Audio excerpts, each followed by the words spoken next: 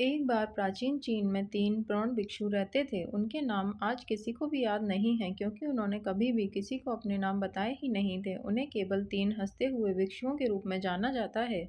वे हमेशा एक साथ यात्रा करते थे और हंसने के अलावा और कुछ नहीं करते थे।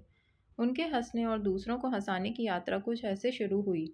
वे एक गांव या कस्बे में प्रवेश करते हुए उसके मुख्य चौराहे के बीच में खड़े हो गए और धीरे-धीरे हंसने लगे। वहां रहने वाले और काम करने वाले लोग और राहगीर उन्हें अनदेखा नहीं कर सके और धीरे-धीरे उनके साथ हंसना शुरू कर दिया। उन्होंने ये काम जारी रखा जब तक कि एक हंसने वाली छोटी भीड़ नहीं बन गई और अंततः हंसी पूरे गांव और कस्बे में फैल गई थी। और इस तरह पूरे गांव को हंसाकर खुश करके वे तीनों वृद्ध भिक्षु अगले गांव में चले गए।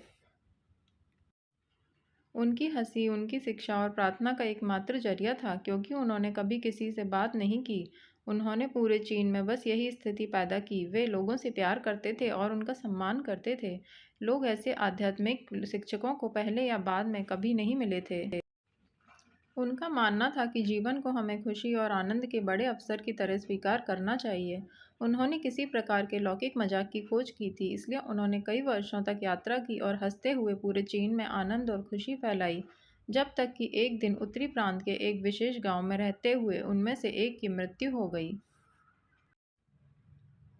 लोग चौंक गए थे और दूर-दूर से भागते हुए आए थे इस अलग से दिन के लिए। खेतों को छोड़कर केवल अन्य 2 भिक्षुओं की इस नाटकीय घटना पर प्रतिक्रिया देखने के लिए सभी लोग उम्मीद कर रहे थे कि वे दुख दिखाएंगे या रोएंगे। और पूरा गांव उस स्थान पर आ गया जहां 3 भिक्षु थे, 2 जीवित और 1 मृत।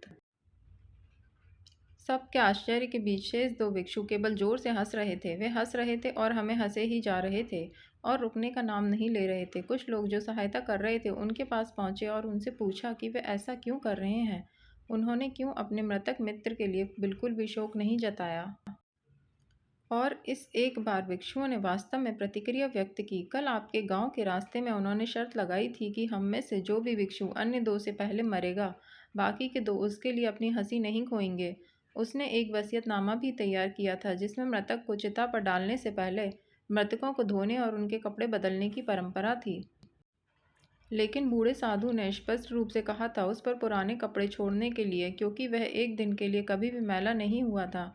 उसने कहा था कि मैंने कभी भी इस दुनिया की किसी भी गंदगी को अपनी हंसी के माध्यम से मुझ तक नहीं पहुंचने दिया। उसकी वसीयत में कहा गया था कि बूढ़े भिक्षु के शरीर को उसके कपड़ों के साथ चिता पर रखा जाए। उसके अंतिम संस्कार के दौरान वही पुराने कपड़े उस मृत शरीर पर थे और जैसे ही आग जली और उसके कपड़ों को जलाना शुरू किया, हर कोई हैरान रह गया कि अचानक 100 रंगों की आतिशबाजी ऊपर और नीचे और सभी दिशाओं में फटने लगी और आखिरकार वहां जमा हुए लोग भी उसकी हंसी में शामिल हो गए।